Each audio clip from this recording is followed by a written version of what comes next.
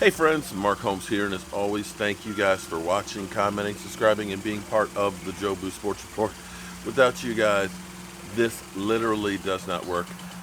Shout out to my JMU Dukes. JMU Dukes took care of business against Villanova, and they came from behind because it was looking kind of bad. They were down 24-17, but the defense came alive, got an interception, got a fumble, had a rookie running back in there who ended up running roughshod, and they ended up winning 34-27, no, 34-24, 34-24, or 34-21, I can't remember. They won.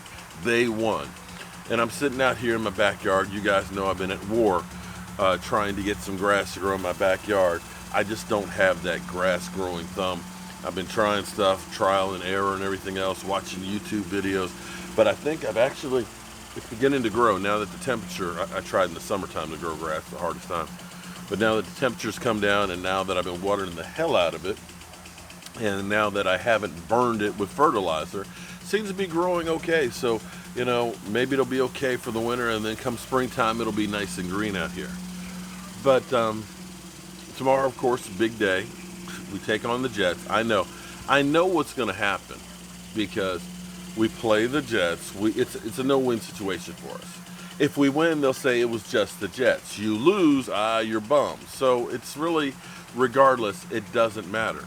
Even though you look at New England, who Tom Brady has been playing against scrubs. Let's face it, they've been playing against teams that are worse than us. I don't know how they get their schedule, but the Giants are the second best team that they face. The Giants, okay? And then, of course, Buffalo, which is 4-1. Those are the only two teams that have a win. They've played 4 teams that are winless. So you could kind of look at that and say, yeah, are they really as good as that number says? But that's okay because they are graded differently than everybody else. And speaking of graded differently, I want to tell you, okay, my shirt, I hope you like it. The 4. Comes in white, comes in red, and everything like that. But I finally got some colors to it. I got a little blue color to it. 4. The power of 4. I know a lot of you guys get tired about me talking about Dak Prescott, but I'm trying to set the record straight because what people do is they trash others for their own gain.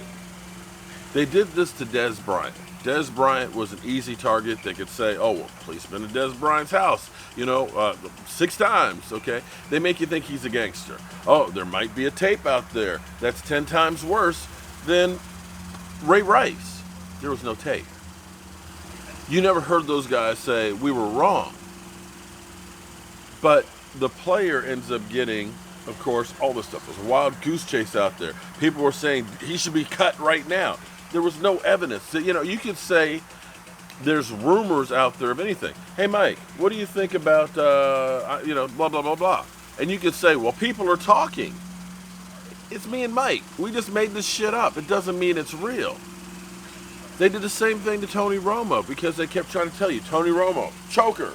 Tony Romo can't win, late, but he was winning, I think, 29 come from behind victories. At the time, he was leading the NFL, but the narrative was different than what was. So it's fact versus reality. Excuse me. Now I've messed up my own thing. Perception versus reality. I'm getting dementia, guys. I'm telling you. Enjoy this now because I don't know where I'm going to be in a year or two. I'm getting old, okay? I'm getting old. One of the reasons why this channel grew, this channel started in 2015. My original channel grew because of one video and one person. And I'll forever be beholden to Dak Prescott. Because when I saw him at the Senior Bowl, I don't watch a lot of college football. I mean, I'll watch my JMU Dukes from time to time, but I just don't have enough time to really get deep into college football. But Tony Romo, we knew, was getting long in the tooth, and we were having to figure out who we were going to replace him with. And I knew the Cowboys were coaching at the Senior Bowl, and that Carson Wentz was going to be there. So I turned in to watch Carson Wentz. But something amazing happened. I saw Dak Prescott. And to me, in my mind, Dak looked like he played as good to, or me, even better than Carson Wentz. He got the, they don't call it MVP, they call I forgot what they called it, MP something. But they called it something different than MVP, but regardless, that video's out there where somebody stole my original, so it wasn't lost in the other channel. But I saw from that moment, I just said there was something about him. I watched his college film and stuff, and I said, my God, this is the perfect quarterback for the Dallas Cowboys. And I went to the draft, thanks to my wife, wonderful wife. I got Joe Boo up on the stage. I had a sign, draft Dak, draft Dak. And that was my whole thing. We need to draft this guy. And lo and behold, we did. Nobody gave a rat's ass about Dak Prescott. I called Mike Mosh because he's the guy I get my jersey from. Mike, I want to get a jersey of Dak Prescott. He was like, the third string quarterback? Dude, really? Why? I said, man, I'm telling you, I want to get it to my son for his birthday. Had to be custom made. You couldn't just go out and buy a Dak Prescott jersey like you can now. Seriously. My son had a Dak Prescott jersey his rookie year for his birthday, which was in July. And I've always believed it. Now, the funny thing is, I talk about the power of four. And when I ended up doing that video, I thought to Russell Wilson.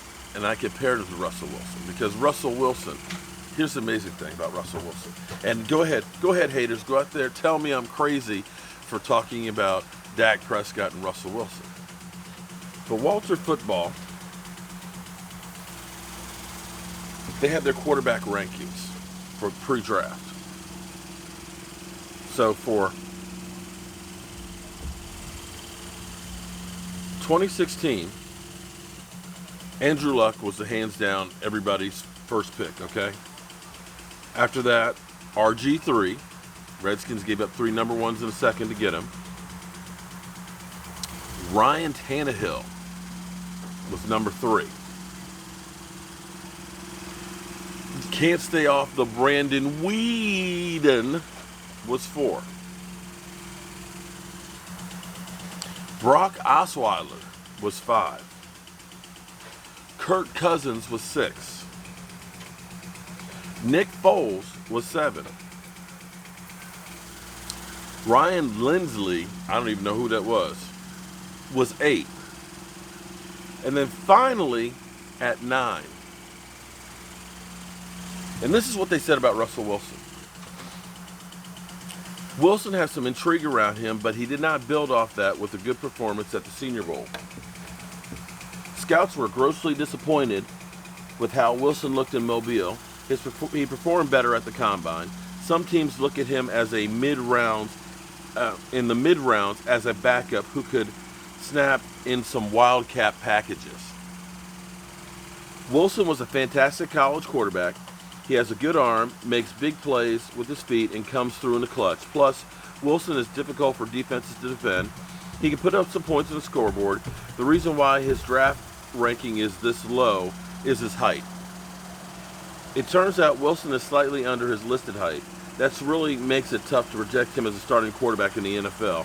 In that regard, he is similar to Ohio State quarterback Troy Smith, who was a late round pick in 2007. Wilson led Wisconsin to the Big Ten title and spot in the Rose Bowl. He had a stellar senior season. In 1 year at Madison, Wilson completed 73% of his passes for 3,175 yards and 33 touchdowns and 4 interceptions. He also ran for 464 yards and 6 touchdowns. Compared to playing at North Carolina State in his first 2 years, Wilson has been much better supporting cast along with the best running game in the country. Okay. So that's what they basically said. So they basically said he might be your backup quarterback and a wildcat quarterback. And right now, you look at Russell Wilson. Right now, he's on an MVP pace. Can't argue with that. But here's the interesting thing about Russell Wilson. And when I said this before, I said this over the summer. People just laugh at me and say, you're an idiot. You can't compare Russell Wilson to Dak Prescott. But I said, listen, we're comparing apples to apples. We're comparing where they were 3 years. Russell Wilson, first 3 years, 3,118 yards, 26 TDs, 10 interceptions. 2013, 3,357 yards, 26 TDs, 9 interceptions. Russell Wilson, 2014, 3,475 yards, 20 TDs, 7 interceptions. Completely consistent. But then the fourth year, 2015, his completion percentage went up by 4 percentage to 68.1. His yardage jumped up by almost 600 yards, better than any other season. You ready to go? Can you give me 5 minutes? Okay, I gotta go drop the wife off here. 2015, 4,024 yards, 34 TDs, 8 interceptions. Fourth year. Now, I want to go back to Dak Prescott. His draft class. This is interesting. Number 1, Carson Wentz. Number 2, projected, Jared Goff. Number 3, Paxton Lynch. Number 4, Connor Cook. Number 5, Christian Hackenberg. Number 6, Dak Prescott.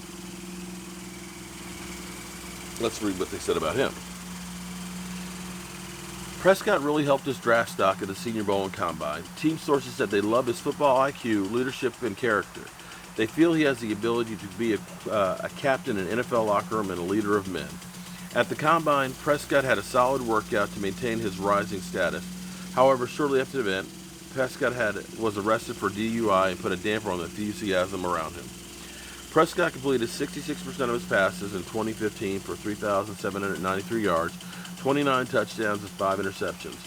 On the ground, he totaled 588 yards with 10 scores. Sources say they view Prescott as Tim Tebow 2.0 from playing in the same offense, though Prescott has better throwing mechanics and functions out of the pocket than Tebow did entering the draft.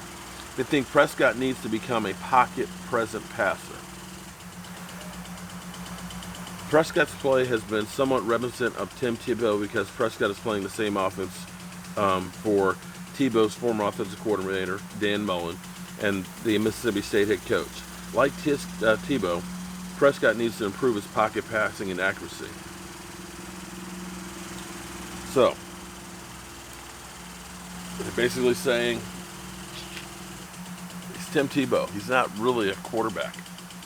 And the funny thing is we look at where Dak Prescott is, numbers-wise, well, 2016, 3,600, 23 touchdowns, 4 interceptions. Second year, 3,300, roughly, 22 touchdowns, 13 interceptions.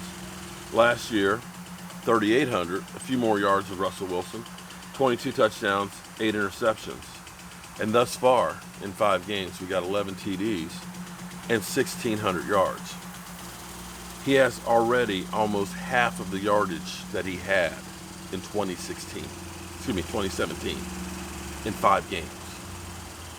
So you're on pace right now for Dak Prescott to have 36 TDs, about 5,000 yards. At the moment, 19 interceptions. That's the only thing that you look at and say, we got to cut those down. But as you're looking at this, and the comparison that I made to Dak Prescott and Russell Wilson, they're pretty much identical, at least at the moment. We'll see what happens throughout this year, but you can see how Russell Wilson evolved from being a quarterback that had beast mode and was a running team to being a great passing quarterback in time. That's what I said 4 years ago. And it looks like it's kind of coming true. So I've got to go take Mama and drop her off, but I'll be back later on. I'm Mark Holmes, and as always, thank you guys for watching, commenting, subscribing, and being part of the Joe B Sports Report. If you want to get any of the Power 4 shirts or It's Your Boy Cow Patty shirts, I have a birthday special that's today and tomorrow on with 25% off. So if you go to Teespring Cowboy Joe Boo store and use the birthday code, all capitalized, birthday 24, you'll save 25%. I'm Mark Holmes, and I'll catch you guys later.